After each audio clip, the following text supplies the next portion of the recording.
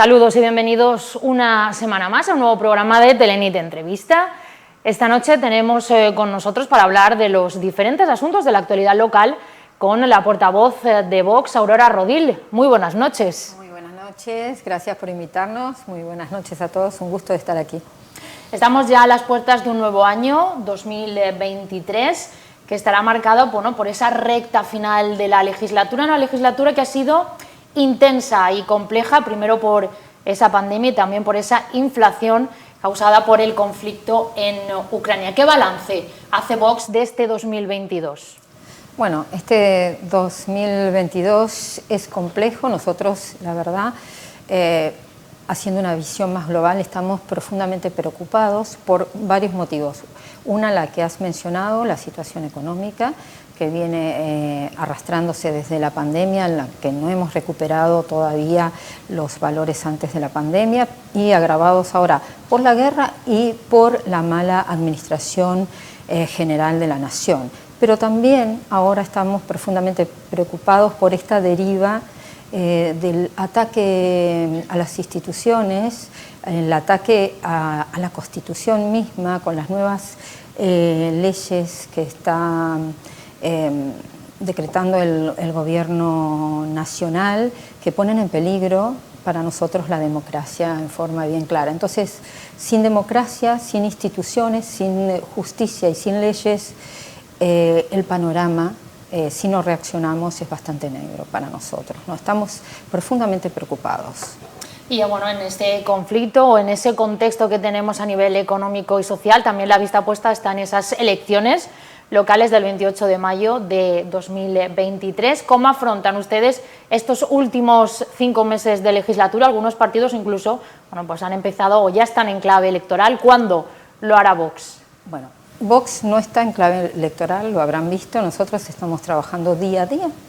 Lo he dicho algunas veces y no quiero repetirme, pero sí es necesario que sepan que nosotros estamos trabajando para los ilicitanos hasta el último día. Nosotros nos eligieron, y debo ser sincera, no es que me han elegido a mí, porque era una desconocida en el ámbito político, sino han elegido al partido que preside Santiago Abascal, a Vox.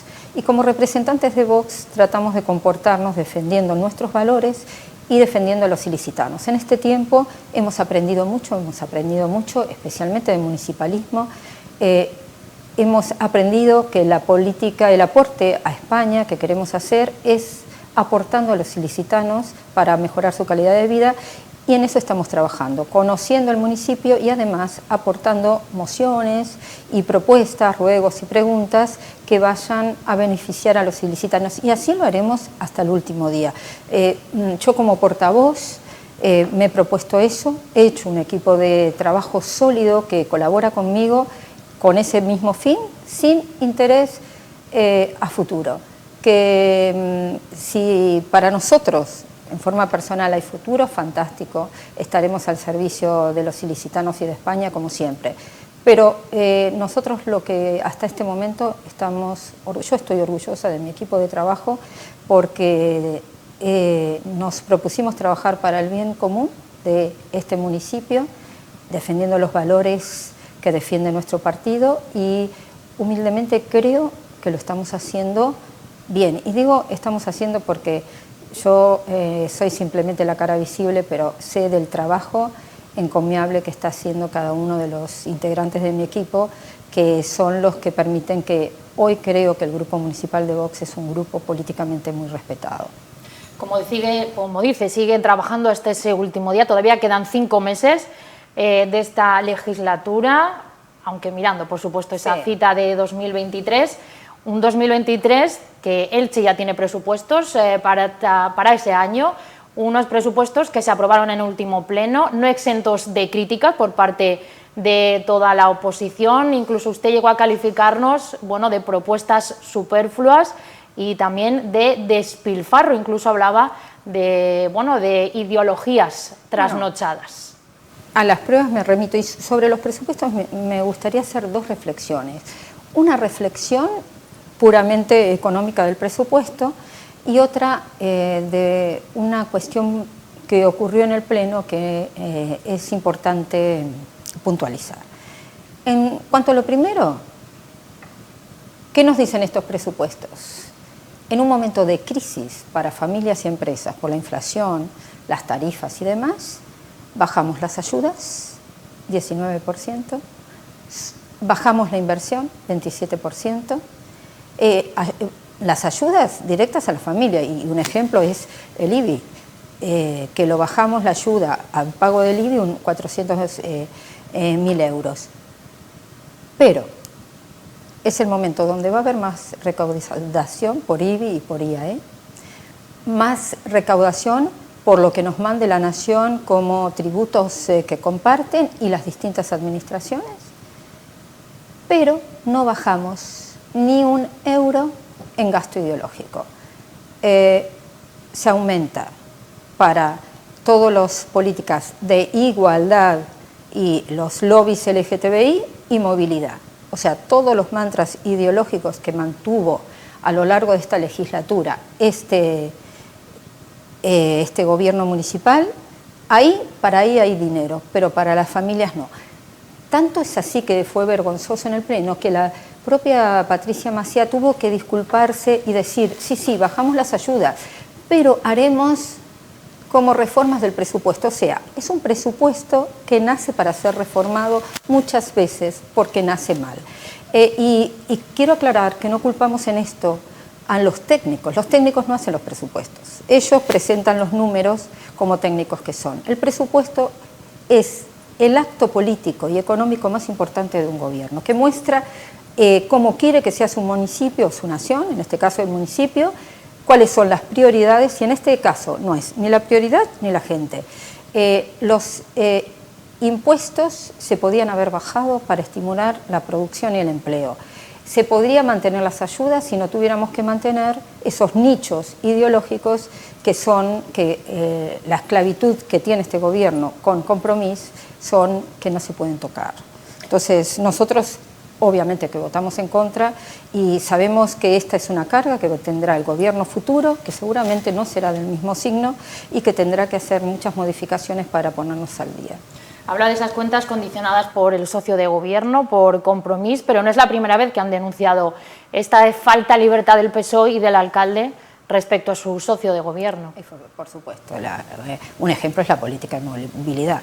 Si hay una cosa, una cuestión del gobierno municipal que creo que toda la población está de acuerdo, es que su oposición a la política de movilidad. Unos por una causa, otros por otra. Unos por los carriles bicis, otros por el tráfico alocado que tenemos en una ciudad que era tranquila, pero nos debemos a los designios de Compromís. Ese votito que les permite mantenerse en el poder es tan poderoso que hacen lo que quieren, aún a costa de que el pueblo está claramente en contra de ellos, porque si uno camina por la calle, ustedes lo harán muy frecuentemente, nadie está conforme como está la ciudad en la cuestión de movilidad, y sin embargo ellos están orgullosos de su Compromís, está orgulloso de sus políticas que miran más, no por la práctica, sino por su ideología. Si hay que hacer eso, se hace eso porque así lo marcan sus agendas ideológicas. Y el gobierno municipal está esclavo de ello.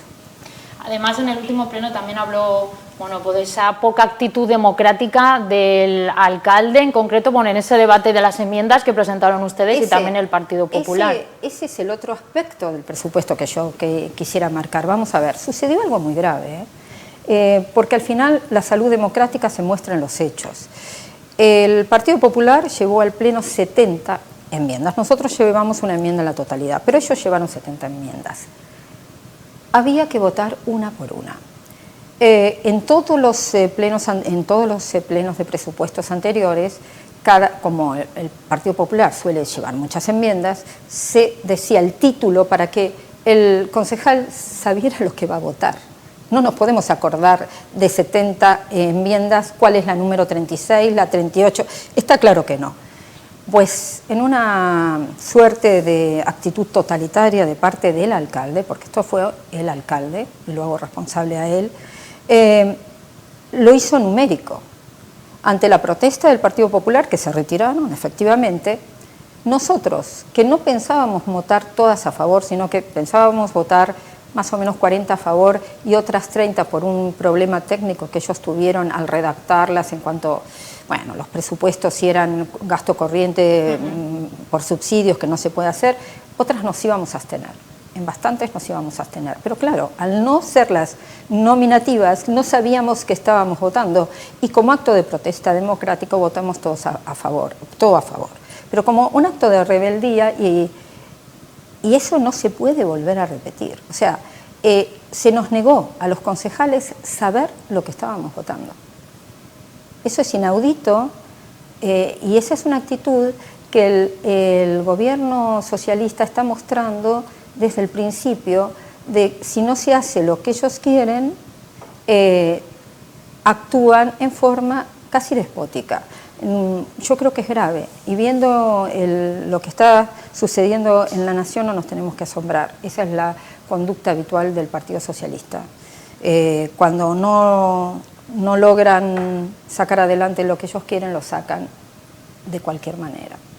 Además, en ese pleno, su compañero Juan Antonio Alberdi, bueno, pues habló de la falta de un plan estratégico de subvenciones.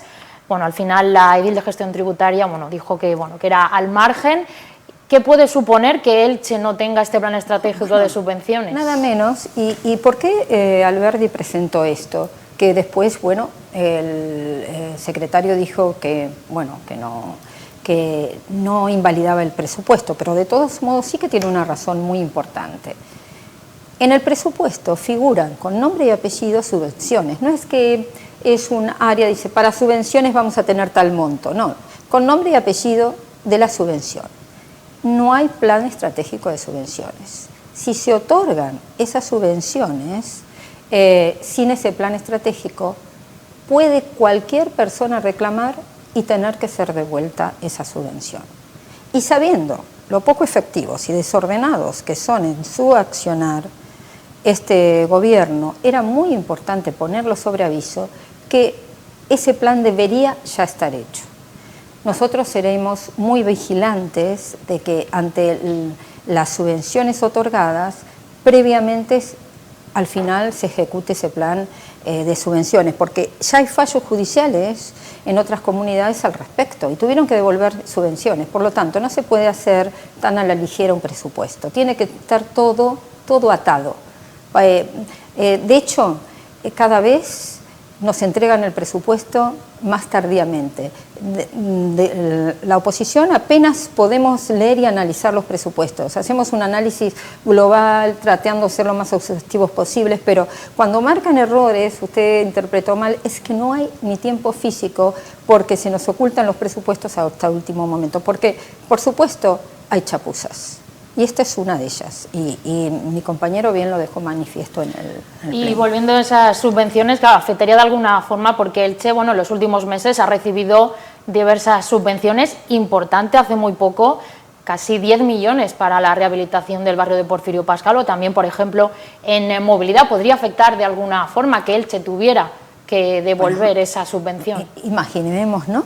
Dios no quiera, pero obviamente tenemos que reclamar que esto se haga a la brevedad posible, porque si tuviéramos que devolver, imagínense ustedes lo que sería para el barrio Porfirio Pascual, que está tan ilusionado en su cambio, en el cambio de este barrio que está en tan malas condiciones, y que tuviéramos que devolver semejante subvención por hacer las cosas en forma irresponsable. Esperemos que el llamado de atención de Vox en este pleno, con esa enmienda total que hicimos por ese motivo, los haga ponerse a trabajar en ese sentido. Eso esperamos. Pero usted sabe que ya han reclamado otros partidos que acá se devuelven subvenciones y dinero que se nos había otorgado por no tener, y si no, ejemplo doy del plan de riego del Palmeral, el plan estratégico de riego del Palmeral, tuvimos que devolver 30.000 euros, creo no equivocarme en la cifra, porque no lo tenemos hecho.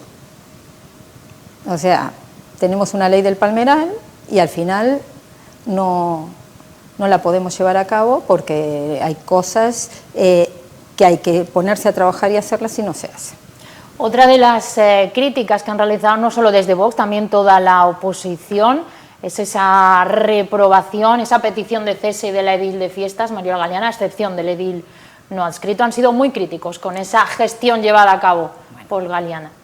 Quien ha sido críticos es la sociedad en general. Vamos a ver, tuvimos unas fiestas muy lindas, por supuesto. ¿Y gracias a quién? A todas las asociaciones festeras, a moros y cristianos, al Patronato del Misterio, que pusieron todo su esfuerzo y llevaron adelante unas fiestas espectaculares. Pero los que estamos aquí, dentro de la política, y sabemos los pormenores, hasta último momento no teníamos contratos. Vamos a ver, que no teníamos fiestas hace 2 años. Estas eran las primeras fiestas después de la pandemia en condiciones. No hubo tiempo para contratar, para planificar. ¿Y cuál fue la consecuencia? A los ilicitanos nos costó dinero, a nosotros, digo, a los trabajadores, a los que pagamos impuestos, nos costó dinero esa improvisación a último momento. Hasta último momento no sabíamos si teníamos luces, si teníamos seguridad. Y bueno, y la de los trajes, ya la reprobación en realidad era más. Bueno, la improvisación, estamos acostumbrados a la edil de fiestas, pero la mentira en política se tiene que pagar. Y ella, en los medios de comunicación, afirmó que los trajes de las reinas estaban, no solo los contratos hechos, sino que estaban pagos. Y resulta que esto era una flagrante mentira. Entonces creemos que daba motivo para por lo menos tener la vergüenza de renunciar. Pero bueno, aquí lo hemos vivido también con la concejal de Cultura en otra oportunidad, donde también nos mintió en un pleno de portavoces sobre el contrato de los restos en el cementerio. Bueno, más de lo mismo, más de lo mismo. Otro tema muy destacado de las últimas semanas a nivel local, esa resolución de la Consejería de Calidad Democrática que obligaba a esa retirada de los nombres de 123 calles de Carrús. Con esa actualización del catálogo de vestigios franquistas también pedían esa retirada de la cruz, un asunto que ha provocado diferencias dentro del Gobierno. El PSOE sí que pues decía que quería mantener esos nombres porque no exaltaban el franquismo, mientras que Compromís sí que pedía que se retiraran. ¿Cree que la intención del alcalde es no tocar esas calles o lo ve como una estrategia electoral? Yo creo que claramente eso es una estrategia electoral. Vamos a ver, estamos cansados de ver como el mismo gobierno, el mismo PSOE, con los separatistas comunistas de Compromís, que es el mismo que está a nivel de la Comunidad Valenciana y el mismo que está en la Nación, el alcalde se escuda que nos defiende cuando su gobierno nos ataca. Y paso a relatar: Trasvase, Tajo Segura, la Dama de Elche, los presupuestos generales en los cuales quedamos siempre olvidados, la Agencia Espacial. O sea, el gobierno central, a la provincia de Alicante y a Elche en particular, nos tiene olvidados y vejados, y el gobierno local se hace el que nos defiende. En este caso está más claro. El alcalde en numerosas ocasiones, y con ustedes los medios de comunicación lo ha hecho, ha mostrado su enquina contra la cruz, que la igualó en forma irrespetuosa y nunca pidió perdón con la esvástica. Asimiló nuestra cruz cristiana con la esvástica. Por lo tanto, no le creemos absolutamente nada. Es una muy buena estrategia para decir: yo no soy culpable, es Chimopuche el que me pide, pero vamos a ver. Quiero hoy hablar de esas víctimas. De esas, creo que eran 136 o 132, yo pensé que eran 136, es igual. Todas esas personas murieron a principio de la guerra. No eran milicianos que estaban luchando en ninguna guerra. Los cogió la guerra como los cogió a todos los españoles. Curas, amas de casa, agricultores, maestros, algunos pertenecientes a partidos de derechas. ¿Pero qué tenían en común todos ellos? ¿Su política? No. ¿Su acción política? No. ¿Su militancia? ¿Que tenían un arma? No. Eran absolutamente gente común que tenía el pecado de ser católico. y fueron asesinados por esa persecución religiosa que fue feroz en esa época. 7.000 en Madrid, 8.500 en Barcelona. Los primeros días de la guerra fueron una persecución religiosa y durante toda la guerra voraz. Esas personas son víctimas. Para nosotros los católicos son mártires, aunque no estén nombrados por la Iglesia, porque todo el que muere por su fe es mártir. Merecen respeto. Y en una España democrática es vergonzoso que haya listas checas, listas de checas, pero en este caso, como no se atreven con los vivos, hay listas de muertos que quieren matar otra vez. Y esta es la muerte civil que quieren quitar de nuestras calles esos nombres que son de víctimas de la guerra, víctimas de la persecución religiosa. Y nosotros nos vamos a oponer de todos modos, de todas maneras. Por eso apoyamos la moción del PP, pero también estamos planteando otras opciones porque no le creemos nada al alcalde. Por supuesto, sabemos que depende también de Compromís, que tiene un odio religioso bien marcado, y también tenemos la amenaza del señor Ximo Puig, que manda sobre todos ellos. ¿Cuáles son esas acciones que se están nosotros planteando? Estamos con asociaciones porque vamos a ver, la ley de memoria democrática, con la cual nosotros desde Vox estamos absolutamente en desacuerdo, por supuesto. Sin embargo, ni compromete nuestra cruz, porque no tiene significación política, fue resignificada hace más de 40 años, no tiene ninguna simbología política y no se realizan en ella ningún acto que no sea religioso. El único acto que se realiza todos los meses es un rosario, que se juntan unos feligreses a rezar por todos los continentes, por la paz del mundo, por la permanencia de la cruz también, todos por causas de amor y convivencia. O sea que esa cruz no tiene ninguna simbología política, no se ve ningún acto político en ningún momento del año conmemorando nada del pasado. Por lo tanto, queremos protegerla en forma definitiva y también a todos aquellos nombres de mártires por la fe, y lo haremos a través de asociaciones nacionales que están colaborando con la Plataforma de la Cruz. Ha dicho que apoyaba esa moción del PP del pasado pleno, pero el PSOE también votó a favor de que se eliminara esa lista con los nombres. Claro.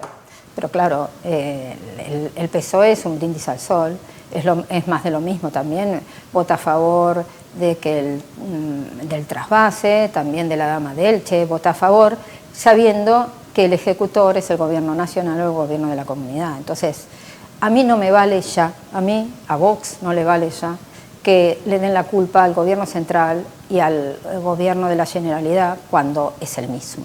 Entonces, cuando quisimos repudiar alguna vez a algún ministro nacional, que lo hemos hecho, bueno, lo llevamos a pleno, creo que fue el PP o todos juntos, no recuerdo ya, pero llevamos al pleno repudio a algún ministro, por supuesto que no lo han repudiado. Y tampoco repudian cuando llevamos a algún concejal que no está trabajando en la forma adecuada. Así que hechos, no palabras, y entonces ese voto no nos vale porque yo no vi ninguna manifestación contraria al señor Puig y a sus intentos de persecución. Al margen de temas políticos, preguntarle como médico, hemos visto cómo en las últimas semanas se ha producido un aumento de la incidencia del COVID, principalmente en los mayores de 60 años, en plena epidemia de gripe, también a las puertas de la Navidad. ¿Cómo está la situación realmente? Porque vemos que también está esa campaña de vacunación, pero con unas cifras muy por debajo de campañas anteriores. Sí, bueno, de todos modos eso es muy asimétrico en cuanto a la vacunación, quiero decir. Yo estoy en un centro de salud y la verdad que tenemos un ritmo muy bueno de vacunación. Creo que el departamento del Vinalopó, al que yo pertenezco, tenemos un buen ritmo. Estamos por los 60 años, quiero decir, las poblaciones de mayor riesgo están todos vacunados, los que se han querido vacunar. Siempre hay alguna persona que libremente no se quiere vacunar y no se vacuna, pero la gran mayoría de nuestros ancianos están vacunados. Lo que estamos viendo, los que trabajamos en urgencias, yo también soy médico de urgencias, que sí hay un aumento de COVID, pero con manifestaciones menos severas, mucho menos severas. Sin embargo, estamos viendo bastante gripe A, que es bastante más severa que lo que se está presentando en los casos de COVID. Creo que es estacional. Lamentablemente, todos los inviernos tenemos neumonías, tenemos bronquitis y tenemos gripe.